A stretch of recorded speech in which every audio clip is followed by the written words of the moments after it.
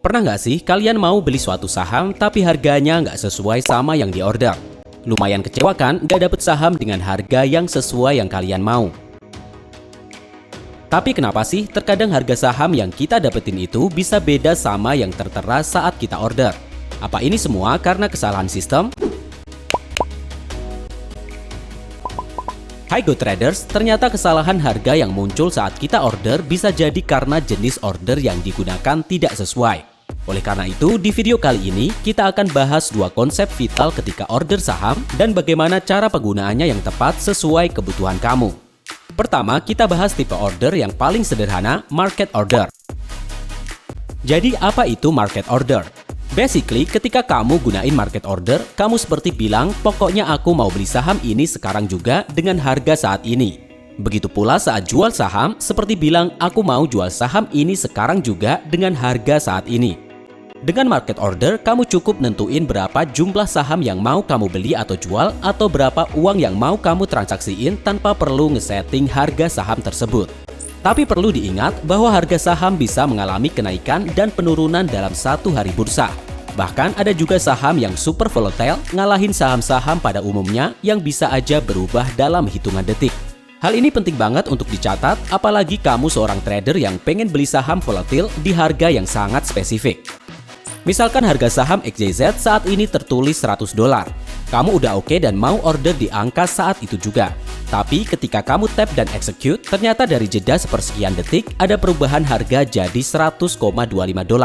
Jadi at the end yang kamu dapetin ya perintah order saham XYZ dengan harga $100,25.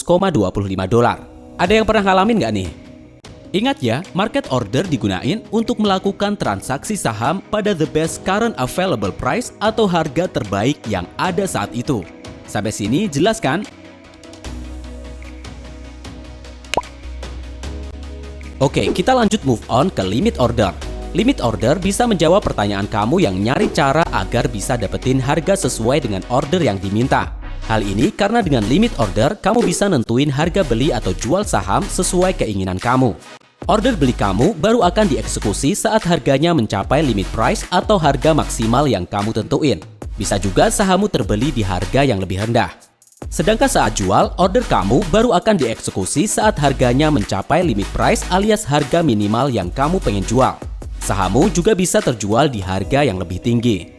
Dengan limit order, kamu perlu nentuin di harga berapa mau kamu jual atau beli. Dan juga nentuin berapa banyak saham yang mau ditransaksiin. Tapi perlu dicatat, belum tentu ordermu terlaksana saat itu juga dan tidak tahu kapan eksekusinya akan terjadi. Bahkan kemungkinan tidak semua permintaan saham yang udah kamu tentuin tadi akan terjual atau terbeli. Agar lebih mudah dipahami, coba perhatikan contoh ini. Misalnya kamu lihat harga saham ABC saat ini $120. Tapi kamu baru pengen beli kalau turun ke $100 dengan jumlah 100 saham. Daripada nunggu turun atau mantau setiap saat, kamu bisa pasang limit order sekarang di harga $100. Nah, order tersebut baru akan tereksekusi kalau memang saham ABC turun ke level itu atau lebih rendah. Bisa saja kan saham ABC tidak turun tapi justru naik menjauhi $100. Disinilah letak ketidakpastian kapan ordermu akan dieksekusi. Nah, sekarang setelah kalian ngerti limit order, kalian bakal beli saham apa pakai order ini? Komen di bawah ya. Oke, dari kedua jenis order tersebut, kira-kira mana yang cocok buat kamu?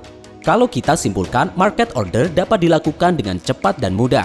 Tapi kamu nggak punya kontrol atas harganya.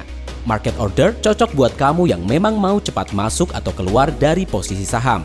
Sedangkan dengan limit order, kamu bisa beli atau jual saham sesuai harga yang kamu mau. Tapi jika kamu set limit order di harga yang nggak pernah tercapai, maka order nggak akan tereksekusi. Limit order cocok untuk kamu yang butuh presisi soal harga dan tidak terburu-buru waktu. Sekarang udah makin jelas kan bedanya kedua order ini. Terus belajar dan berlatih dalam berinvestasi. Kalau kalian masih ada yang bingung, share pertanyaan kalian di kolom komentar dan nanti kita akan bikinin video jawabannya. Sampai jumpa!